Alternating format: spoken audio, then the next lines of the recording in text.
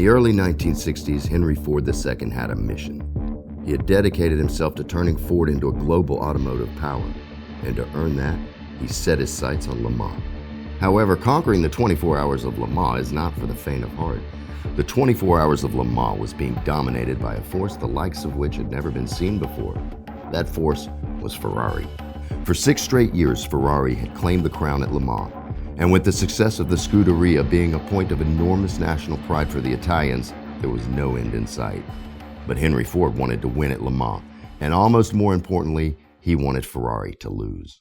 They initially tried to buy Ferrari, and there's various different stories as to why it didn't work out.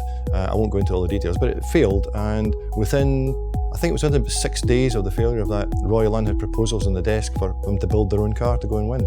And it turned out to be pretty much already what the GT40 turned into.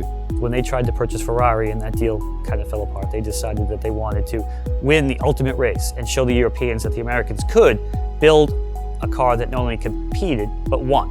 In April 1964, Ford showed the world their answer to Ferrari, the Ford GT. After retiring from numerous events in '64, Ford sought out Carroll Shelby, who had himself won at Le Mans a few years prior, to oversee the effort of securing Ford's dominance in global motorsport by taking on the role of executor of Ford's personal vendetta. The difference of opinion between Ford USA and the manufacturers by this time established as FAV, with John Wyer at the head of it in the UK.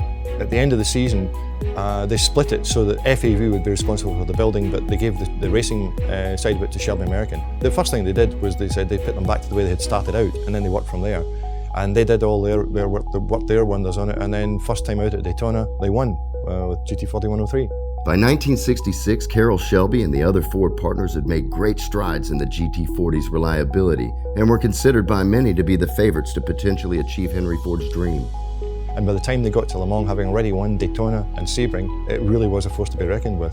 Henry Ford was the guest of honour who waved the flag to start the race, and in front of him at the end of the race, they ended up with the 3 cars finishing 1, 2, 3. And basically the legend of the GT40 was established by that. The finish would go down in history as Ford's first Le Mans victory, and historians would recall the events as a complete domination of Ferrari. To the victors go the spoils, but as memories fade and the years progressed, controversy would soon arise regarding Ford's decision to stage a 1, 2, 3 finish. They did get the victory they wanted, they got the publicity they wanted, but they also got something that publicity is short-lived, but controversy isn't, and they got controversy because with the 1, 2, 3 stage finished, they had found out, they'd been told by the officials that although they decided to stage the 1, 2, 3 finish, that well, you can't have a dead heat with the 2 cars side by side because the way Le Mans regulations go, it's the distance you cover in the 24 hours, and the car that has therefore qualified further back in the grid will have covered a greater distance if it crosses the line side by side. Because the 2 cars crossed the line side by side, if that's what they were going to do, they were warned by the French officials that the car that had qualified further back, in this case 1046, would be the Le Mans winner. That is the cause of a lot of controversy because it's as if Ken Miles had been ahead in the last few laps and then he was suddenly robbed of the victory.